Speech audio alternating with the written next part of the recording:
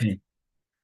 Shalom, everybody. So today we're at the last part of Rishul, which we are now at what's called resembling, and so it's much more lenient because we already talked about covering the knobs or removing them or anything like that.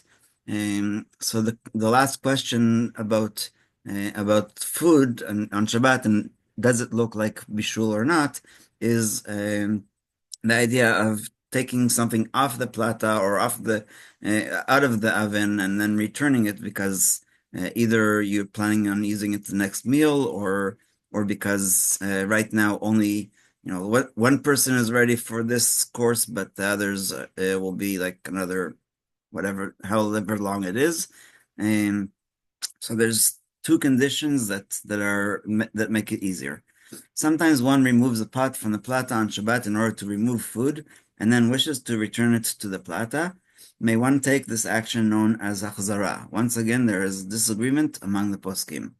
According to those who are lenient and allow placing food on a plata or blech on Shabbat, originally, meaning taking it out of the fridge and putting it on, maintaining that this does not resemble cooking, as explained in the previous section, one may certainly return a pot to the plata if it had already been there on Shabbat, as long as the food is fully cooked and the fire is covered.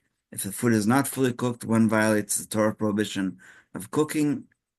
As long as the fire is covered, there is no concern that he will turn up the flame. Um, so that's the first opinion.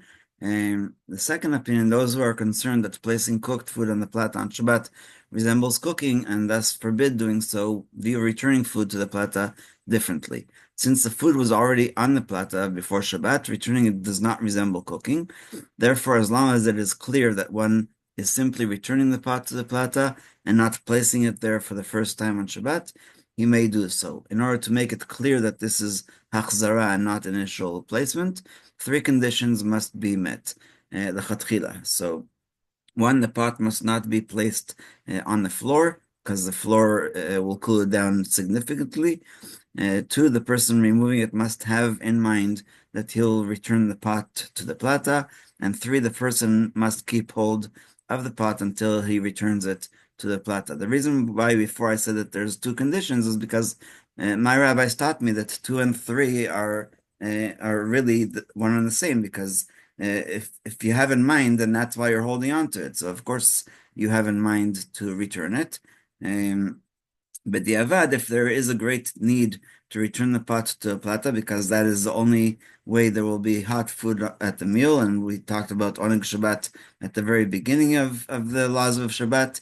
But the avad, then even if these three conditions are not met, one may return the food to the plata. This is because the food is still, in fact, being returned to the plata and not being placed there for the first time.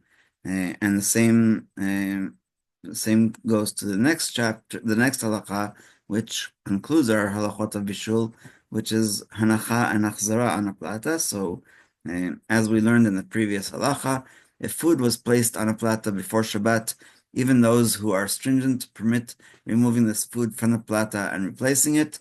Therefore, if food was placed on the periphery of the plata before Shabbat, one may move it to the center to allow it to heat more effectively on Shabbat, since it was already on the plata and this is not considered a new placement. Of course, this only applies to food that is fully cooked. If the food is not fully cooked, any action that raises the temperature of the food will cook it and is thus prohibited by Torah law. Similarly, one who uses two platas may move a pot from one to the other on Shabbat as long as the food in the pot is fully cooked and still hot. I saw that in the kitchen of the shul in Beersheba where we davened usually, and so they had a big one that was kept for putting everything there for the kiddush, and then when they had the Seder Shlishit, they would move it to the smaller one because it was lower temperature and you don't want food to be too hot for Shal Shudas. And so again, the idea of removing it from one to the other. And again, it's clear that this was on the plata before Shabbat. When one wishes to heat numerous foods for Shabbat, one may place two layers of pots on the Plata. Friday night's food may be placed in the lower level of pots and removed when needed for the meal. And again, this is all because there's no way that somebody will think that you're cooking. If you put something on top of another pot or on top of another pan, yes, it does eventually heat it a little bit, or more than a little bit, but it's not considered mechzek and mashel, and so that is why it is 100% allowed. And so we'll stop here, even though it was short, sweet, and to the point.